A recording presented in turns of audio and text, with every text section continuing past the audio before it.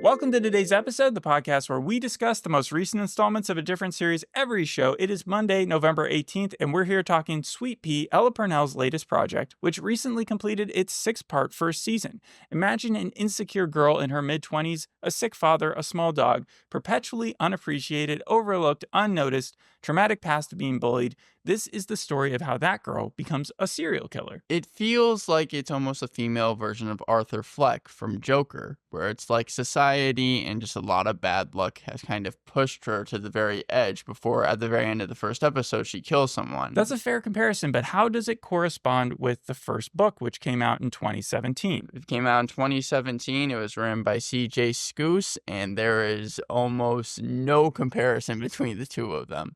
There is so much that is different.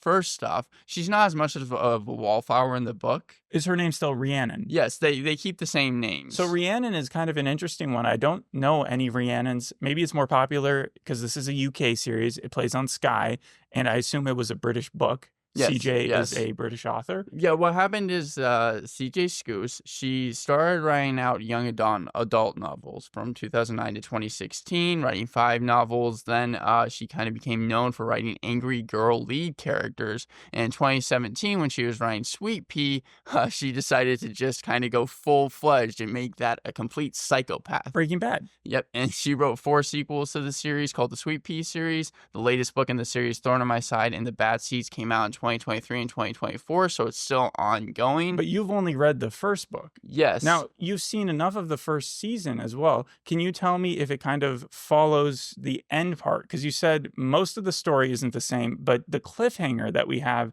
in the end of the series, is that the same as what ends in the book? AJ does die. AJ does die. It was actually more brutal in the TV series than in the book, which I can't say for most of the series. A lot of people are mad. Wait, you're saying the book?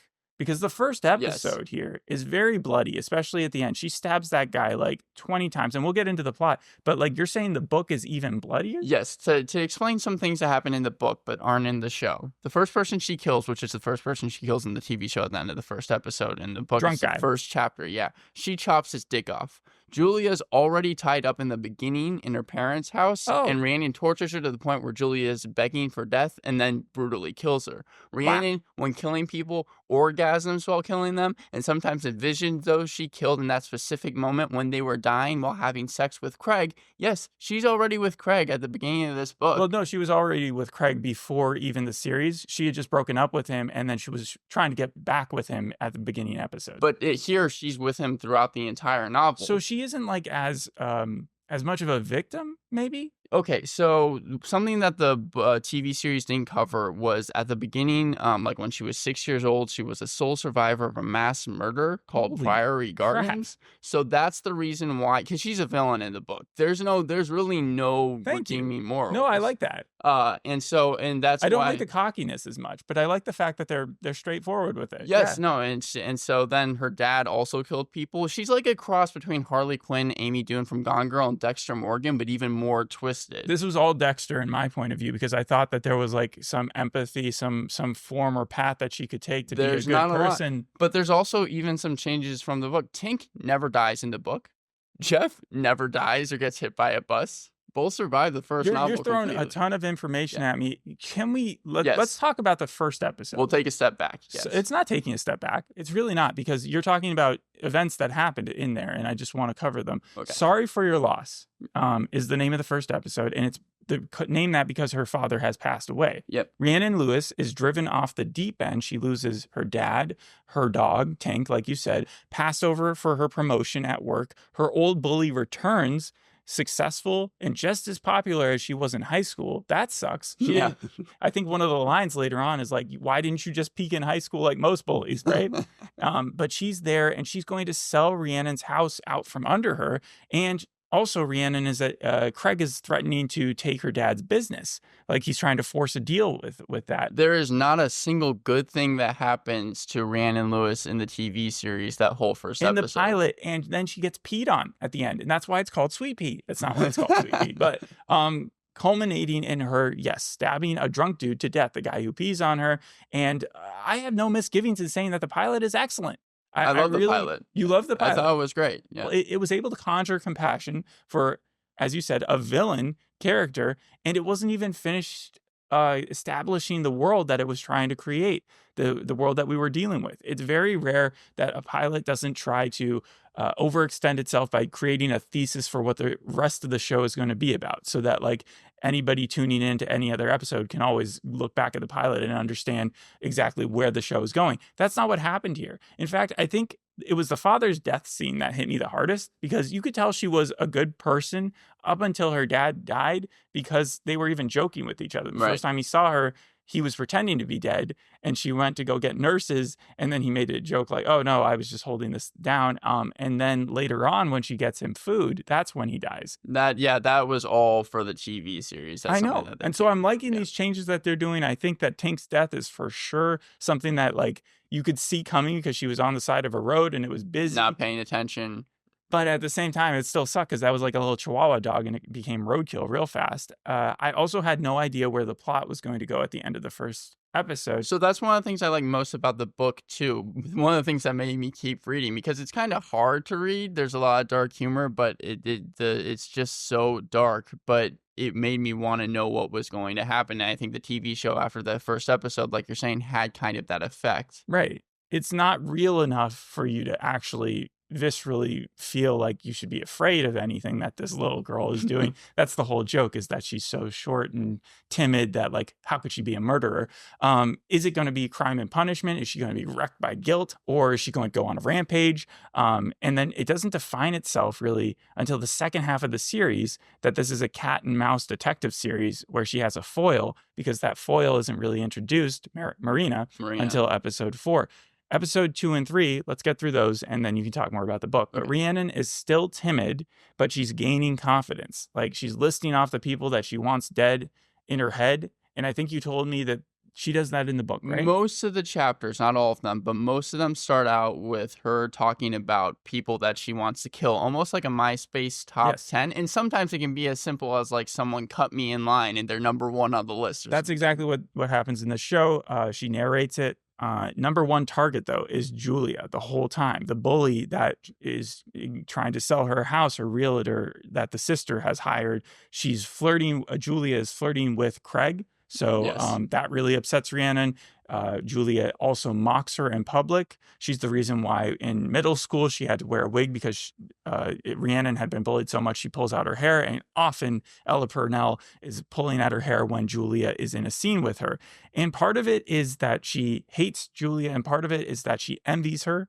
And we learn that because of when she kidnaps her, she's originally planning to murder her, but she just can't bring herself to do it. They get into a bit of a squabble, and then she ends up just locking her up. And you say that's how the book begins. Yeah, so they gave, I think, more context in the TV series than in the book. Because, again, Julia, she's already in the parents' house. She's already being tortured. However, it's very different in the book, because about a fourth of the way through, and it's a very short book, but a fourth of the way through, Rhiannon just kills her. Like, good. She's done. Oh my gosh. So let's finish off episode 2 and 3, because by the end of Black Spots in the Garage, Rhiannon is about to kill Julia. But after that fight, she decides, okay, I'm just going to keep you here. And that is confusing for so many reasons, but mostly because it's like you've just conquered the emphasis like point of the story, which is that you've gotten the bad guy in your head.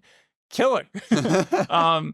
Both episodes are darkly funny, and the director really does a good job highlighting Purnell's big eyeballs.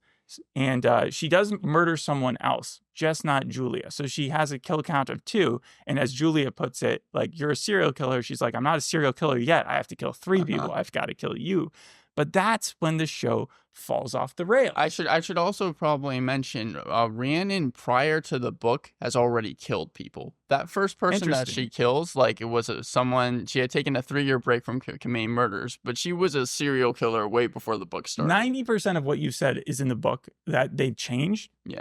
I prefer the changes they've made in the television show. I agree. Tank not being a murderer to start off the series, because you gain compassion for her character. Julia being out and loose and you seeing her messing with her life still. I like that change. Her not orgasming every time like, that seems like that would have been a bridge too far. See, that's the thing. So a lot of people that read the story Didn't like the changes they made in the TV series. I actually have to defend it. And I know I don't usually defend a series for making so many changes to a book, but there's no way they could have been able, even on Stars, to adapt just how dark this series was. Because in the book, it's written by diary chapters, journal diaries in the first person, so you understand Rhiannon's thinking more. But here, I would actually feel bad for the production note person if they did try to do a realistic portrayal of the book. It just wasn't going to be able to happen. You have to come in there and start yelling at the directors and be like, we can't have her doing this. No. Ella Purnell is able to embrace this role really well. But by episode 3's end, when they decide not to kill Julia, there's a lot of problems that come around. And that's where I feel like the book probably is superior than the story, because I start to hate the TV show, the same TV show that I said the first episode was excellent to. Rhiannon stops gaining confidence. It just becomes way too cocky. Everything goes her way. She gets a promotion. She forces a promotion. She gets her boyfriend back, Craig. She lies constantly. She's poisoning people at work to get them so that she can like take their jobs for certain things. She flirts with AJ. And then worse, she forgives her nemesis out of the blue. Yeah. Julia's sitting there, and instead of killing her like you say she does in the book, she has this realization. This is the same bully who has bullied her since middle school, who has given her PTSD, who she blames for everything. They have sold Julia as a horrible person. Yep. And yet, in this most uncredible way, they make her seem like I'm the real victim here because she has an abusive boyfriend. There was never a bonding experience at all. There was no sympathy that Rhiannon had for Julia. That was completely made for the TV series, and it reminded me of Under the Bridge when with Dusty's character, I think. In the book, Dusty is just this horrible person, and they tried to make her a great character. It seems like always a change that they want to make because they want to make the main character likable. It's always so tropey. Yeah. It's become so cliche for someone to get locked up and then them to eventually have some form of bonding together. And I think if you look at the root of her psychology, the reason why we're supposed to believe that Rhiannon would do this is because she ultimately envies Julia and she wants her acceptance. Yes. And so that's the only factor that leads me to be okay with this turn. But Julia then being okay with Rhiannon is also an incredible feat that just doesn't seem like it should be rewarded. Like the story does not give us enough to make that believable. And then the worst part of the changes to those later episodes is that we stop following the main character. We stop centering around Rhiannon. It's really cool when you're watching a serial killer, Dexter, go around doing stuff. But there are very few, if any, Dexter scenes where we suddenly zoom over and see a lot of other people helming the show. Suddenly Marina comes out and she's a cop and she's looking into the murders and we're spending all our time with her. And she has got one bland character trait, and that is that she is Rhiannon's foil. She feels disrespected by her colleagues, just like Rhiannon felt. She grows obsessed with taking her target down. For Rhiannon, it was Julia, but for Marina, it is Rhiannon. And now and part of me thinks she also envies Rhiannon because she's like, oh, she took down all but she can't get away with it. I couldn't do this, so she can't get away with it. And she suffers these over-emotional tantrums at her workplace that should get her suspended, but instead they just let her go about it. They're just like, oh, that's Marina doing Marina things. Marina's character is not in the book. It was completely made up for the show, but I got what you were saying. Like episodes 4 through 6, it seemed like we were dedicating so much time towards her. People stopped making sense, not just around Marina, but also around Rhiannon. Like Marina should have been suspended, like I said, but instead she spawns up whenever the plot needs her to just slow things down. She starts doing, like, we'll be in the middle of an interesting, like, oh, is Rhiannon going to talk her way through this scene? And then we'll get Marina covering the same basis, going through witness testimony, going to Craig and going to like Julia's friends and stuff, and just interviewing them, things that we already know that Rhiannon has done.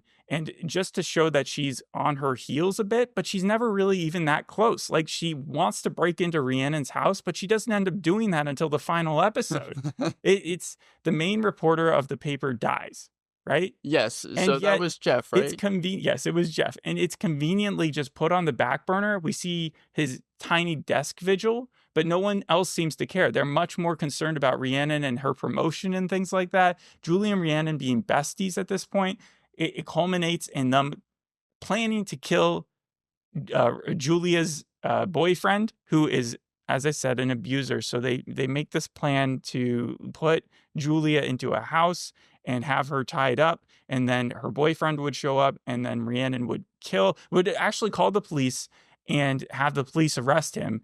And then Julia would just say it was him who did that to her. But instead, he shows up and he starts trying to murder Julia because he thinks that she had sex with the captor. And then he gets himself killed, and Rhiannon just kind of pushes him over the stair ledge. And that's when, of course, we get our spawn Maria there with the rest of the police force, and they take them all down. Like, the fourth and fifth episode are so convoluted and stupid. Like, I couldn't make them make sense if I tried. So that's where the show goes from being probably an 8, maybe even a 9 at the very beginning, to straight up 5. This did not pass anymore. Yeah, because Ella Purnell, she said that the hardest episode for her to kind of judge her character and how to play it was episode 2. And then Nicole Lecky, who plays Julia, she said her favorite thing to shoot was the fight scene in episode 3. But I feel like episode 5, like you used the word convoluted. I agree. It was like, I don't know how they decided or what they were thinking in the writer's room. Is there a Marcus character? Not from what I remember, but Julia doesn't have a boyfriend in the book? No. In fact, the only person we see Julia interact with in the book is Rhiannon. That's before she dies. Yes. I did want to talk about AJ, though. Backstory. Yeah. Because you were saying that Rhiannon talks to AJ and kind of flirts with him. That's very much from the book. Does anything ever happen with that story? Well, of course. So that all comes to a conclusion in the last episode. But when he's first introduced, it's in the second episode, I think, and he's up for the same promotion that she was trying to get, even though he's never worked there before, and he gets it, and she wants to kill him just because she hates the fact that she was passed over, and then she starts to follow him into one of those underpasses with the knife that she ends up killing everybody else with, and she drops it. AJ turns around. They end up bonding over that time, and she starts to like him. A real relationship. Like, had she not been a serial killer, they probably would have ended up together because he truly seems to just like her for being her. This is more related to the book because everything from her kind of coming out with the knife in the book, AJ actually sees her with the knife. And he sees her with the knife, but that was when she was opening letters. He doesn't see her with the knife when she was under the underpass about to kill him. But does she ever have sex with him? Because there's a lot of sex in the book. She has sex with Craig a lot, and then she has sex with AJ in the final episode. So do you want me to talk about the finale? Yes, let's get to it. Life 2.0. All of Rhiannon's problems are gone at this point. She is a witness to a murder, so she has to go in front of the police. And Marina continues to be insubordinate. She yells at Rhiannon in front of her boss, and yet doesn't lose her job. Then Marina breaks into Rhiannon's house while Rhiannon is out partying for the night with her new friend, Julia, and also her boyfriend, Craig. And Marina waits for Rhiannon to come home after finding this USB drive that shows Rhiannon slashing the tires of Julia's, which kind of confirms in her mind that Rhiannon is a liar and a bad person and probably killed all these people. However, why did she do that? She broke into the house, breaking entry. She can't use that evidence anymore unless she's willing to lie and say she got it some other way. She waits until Rhiannon comes home and comes up to her and says, what took you so long? As if she was about to do so, like she was going to join her and start murdering people with her. Instead, she's just like, you're a murderer. She said that earlier when they were in the interrogation room. She's not saying anything new now. Rhiannon sort of points that out. She's like, so what? You have this new evidence. It doesn't do anything. And then she just leaves the house with her tail under her legs. Marina has no point to this show. She could be cut. They should have cut her on the drawing room floor, and it would have been better.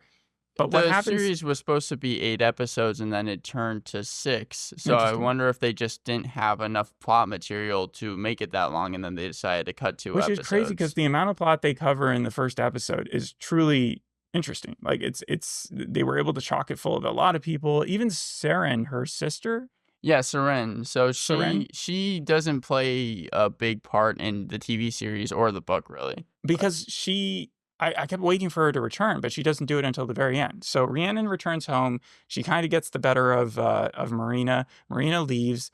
And then at that point, Rhiannon just decides, I want to make my life perfect. So she dumps Craig because she kind of comes to the right conclusion that he's only with her because she sort of forced herself onto him, and now he likes her, yes, but he doesn't love her.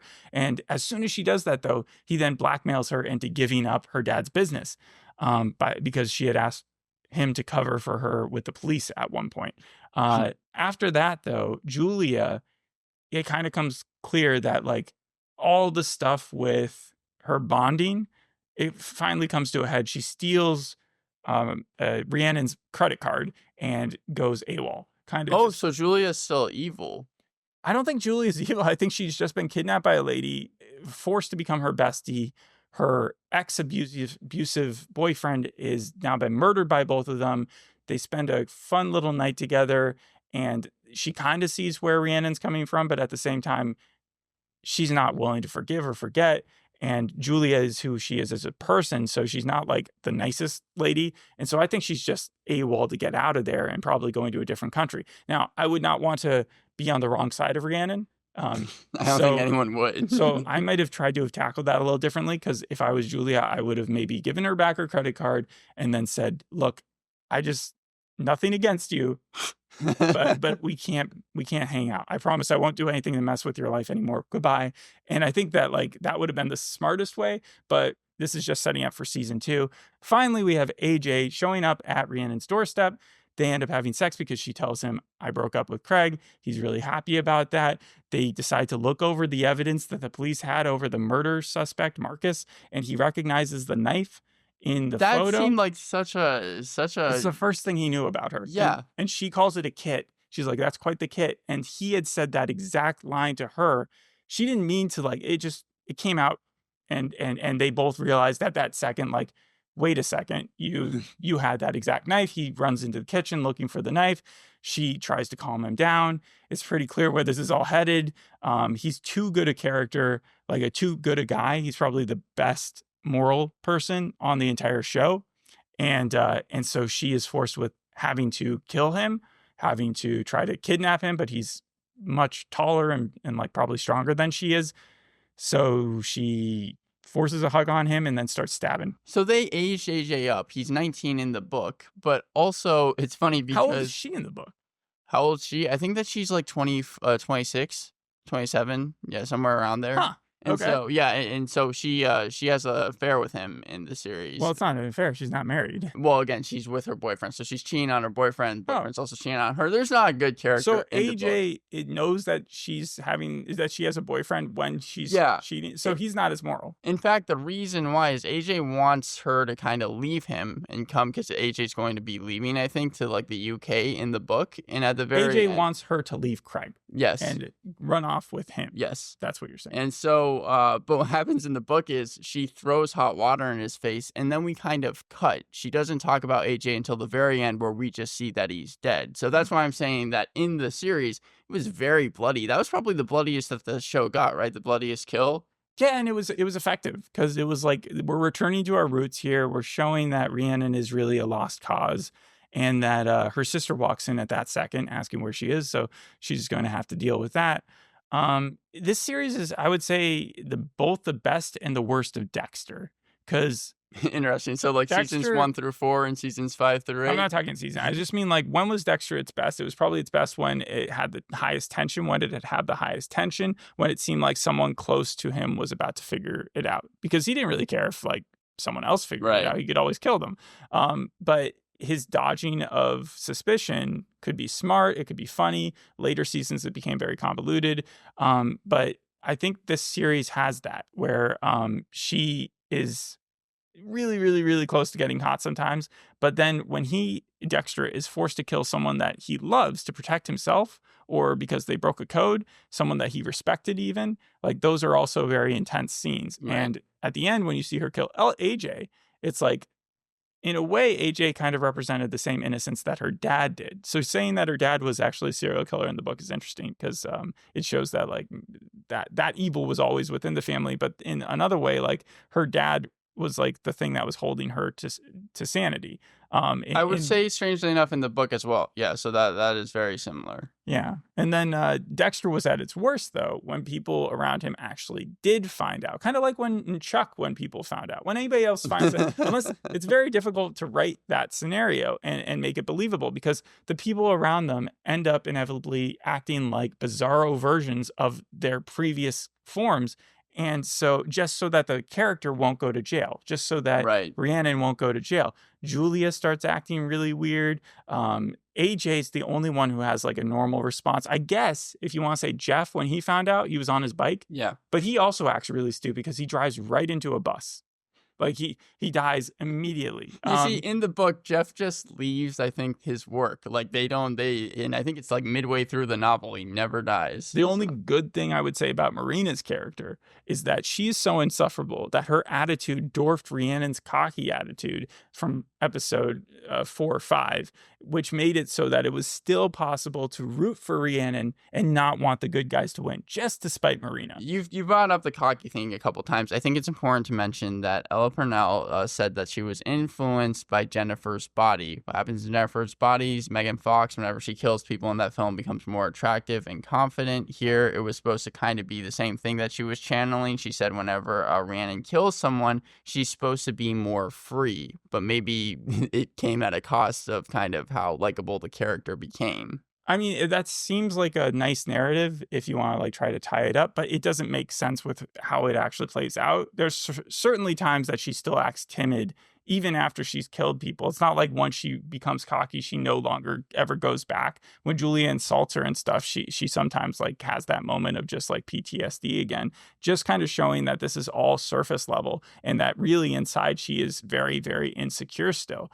I think it's ironic because her Yellow Jackets character, Ella Purnell's Yellow Jackets character, is polar opposite to this. Yeah, I think she talked about that. Yeah. Oh, it's so different. She's the popular girl. She's the it girl. She's running the team. She's very, I would guess, confident with herself. Her boyfriend, she doesn't end up having sex with him. So it's like opposite things are happening. But two characters in Yellow Jackets, Shauna and Misty. Shauna's her best friend. Misty's just a complete weirdo. They sort of, if they melded, are Rhiannon. Like Misty acts so much like Rhiannon down to the big eyes. Shauna cheats on whoever her character's name in Yellow Jackets is, her boyfriend. So it's just so much like that. So I think she maybe drew influence from other people she was surrounded with from that show. Seesaw Films, they got the book in 2017 when it was auctioned off the same year that it was published. They have worked on a lot of Australian film and television series such as The King's Speech, Lion, The Power of the Dog. Ella Purnell was a huge fan of them, so they were going to work together no matter what. But when she heard they were making a series about a female serial killer, she was like, I haven't done that before. So that's the reason why she's done a lot lately. Her Fallout character is also a serial killer in a way. She's also very sexual. I mean, she ends up having sex with the bad guy in the first episode, and then later on, Maximus, I think is his name. Yeah. But her, she likes to take different roles: action hero, not cheer captain, soccer captain, serial killer. I think this one is probably her most divergent so far. What would you give it out of 10? Overall, I would have given the first couple episodes a really good rating. The second few episodes, like a really bad rating. The last episode has its problems with Marina and stuff, but it's able to capture or like reset the story enough for me to give it a 6 out of 10. Okay, so it still passes. I would not recommend episode 3 and 4. Like, I honestly cringed so much at when their plot to kill Marcus worked, and when Marcus ended up being as cliche a guy who finds out that their girlfriend is missing, could have been kidnapped, finds her, and then immediately starts to choke her because he thinks that she may have had sex. Yeah, that seems like such a reach. And then it's insane. I don't know what to think of those episodes. I still am wondering whether or not, if a season 2 does come out, whether or not I would tune into that. It hasn't been renewed yet, but like I said, there's 5 books so far in the series, so it seems like they want to get a season 2, especially with the cliffhanger. It's gotten good reviews. Ella Purnell's performance has been universally praised. 7.2 on IMDb, 86% on Rotten Tomatoes, 69% audience score. Forbes even titled their review, Ella Purnell is terrific, and Sweetpea, the best new TV show streaming right now. I'll end it by saying that the creator of the series. Their name is Kirsty Swain. This is their first big show that they've done, but it seemed like they wanted to do damage control because, like I said, the people that really don't like this show are the people that didn't like the differences that they made from the novel. And she came out saying that first off, they tried to make Rhiannon Lewis in this TV series like if Pam from The Office went on a rampage because she was sick of being overlooked. But Isn't also, that sort of the point of the book, though? Like, I guess she was already a killer, but they mentioned also, though, that this was supposed to be almost like a prequel to the book, which... That makes sense, because Julia wasn't already strung up or whatever. But I'm saying, like, so they're going to still kill Julia. Well, so that's really cheap if that's the reason they kept her alive, was because they wanted to go more seasons with it. The strange thing was it takes specific plot points from the book. Of course. Initially, they were going to go with a rape revenge plot, and then they moved away from it. I think that was smart, because that's not even what the book did. Think about... Oh, no, that would be like Dragon Tattoo. Yeah, the girl with the dragon tattoo. But the Penguin takes elements from later Batman stuff and brings them in earlier, you know? Right. Just because it's his origin series doesn't mean that they can't use plots from like later on from the books. I think that their real mistake was just not killing Julia and introducing Marina. Take those two things out of it, you got a great show. I mean, you just rework it and find a different plot. And I think that you would have been 10 miles ahead of wherever you ended up. Yeah.